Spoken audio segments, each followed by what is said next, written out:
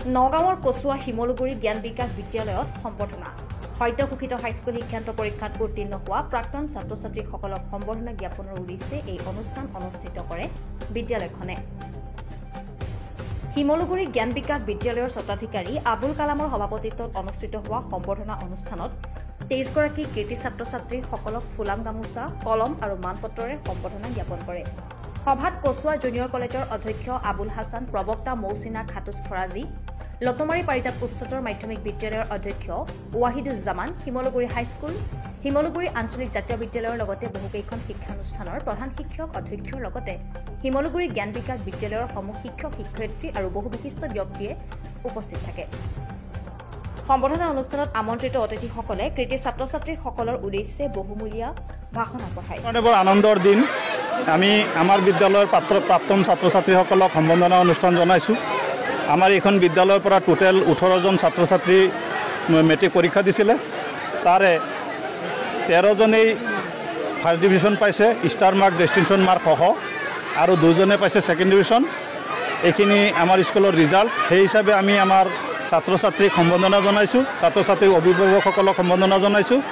এইখিনি অনুষ্ঠান পাতি আজি আমাৰ খুব ভাল লাগিছে। অতি পিছপৰা অঞ্চল, এই অঞ্চলত যে আমি আমাৰ ছাত্ৰখিনিক ইমানখিনি আগুৱাই নিব পাৰিলোঁ, তাৰ বাবে আমি সমূহ শিক্ষক শিক্ষয়িত্ৰী তথা এই অঞ্চলৰ ৰাইজক অভিনন্দন জ্ঞাপন কৰিছোঁ। ভৱিষ্যতে যাতে তেওঁলোকৰ ল'ৰা ছোৱালী আমাৰ বিদ্যালয়ত দিয়ে আৰু আমাৰ শিক্ষকসকলে যাতে এনেকুৱা ৰিজাল্ট পৰৱৰ্তী কৰিব পাৰে, তাৰ বাবে মই সকলোকে অনুৰোধ ৰাখিছোঁ। সৰ্বমুঠ কিমান আছিলে? 23। সৰ্বমুঠ আমি 23জন ছাত্ৰ-ছাত্ৰীক সম্বৰ্ধনা জনাইছোঁ।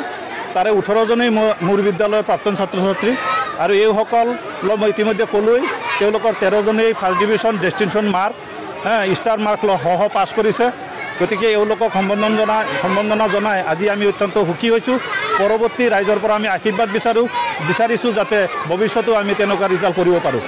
বিদ্যালয়ৰ তৰফৰ পৰা এইবাৰ হাইস্কুল শিক্ষান্ত পৰীক্ষাত আমাৰ অঞ্চলৰ তথা আমাৰ বিদ্যালয়ৰ প্ৰাক্তন যিসকল ছাত্ৰ-ছাত্ৰী আছিল, যিসকলে এইবাৰ মেট্ৰিক পাছ কৰিছে, সকলোকে মাতি আমি সম্বৰ্ধনা জনাইছোঁ। এই সম্বৰ্ধনা সভাৰ মূল উদ্দেশ্য আছিল এইটোৱে, যাতে সিহঁতক প্ৰেৰণা দিয়া, সিহঁতৰ জীৱনত আৰু আগবাঢ়ি যাবলৈ। আশা কৰোঁ সিহঁতে জীৱনত আৰু আগবাঢ়ি যাব। পৰৱৰ্তী হায়াৰ ছেকেণ্ডেৰী পৰীক্ষাটো যাতে সিহঁতে ভাল ফলাফল অৰ্জন কৰিব পাৰে, সিহঁতক যাতে আমি আকৌ মাতি আনি আমাৰ ইয়াত সম্বৰ্ধনা জনাব পাৰোঁ। ইয়াৰ লগতে মই আজি আপোনালোকৰ থ্ৰুত জনাব বিচাৰিছোঁ আমাৰ এই অঞ্চলৰ ৰাইজক যে আমাৰ বিদ্যালয়খন এখন সুস্থ সবল পৰিৱেশ আছে, শিক্ষা প্ৰদান কৰা পৰিৱেশ। যিসকলে এই অঞ্চলৰ ৰাইজে আমাৰ বিদ্যালয়ত বা নিজৰ সন্তানখনক পঢ়াব বুলি, উচ্চ শিক্ষাত দান প্ৰদান কৰিব বুলি ভাবিছে, আমাৰ বিদ্যালয়ত নামভৰ্তি কৰি দিয়ক। নামভৰ্তি কৰি নিশ্চিত থাকিব পাৰিব আমাৰ ইয়াত গোটেই পৰিৱেশটো শিক্ষিত পৰিৱেশ, যথেষ্ট পৰিমাণৰ শিক্ষক আছে।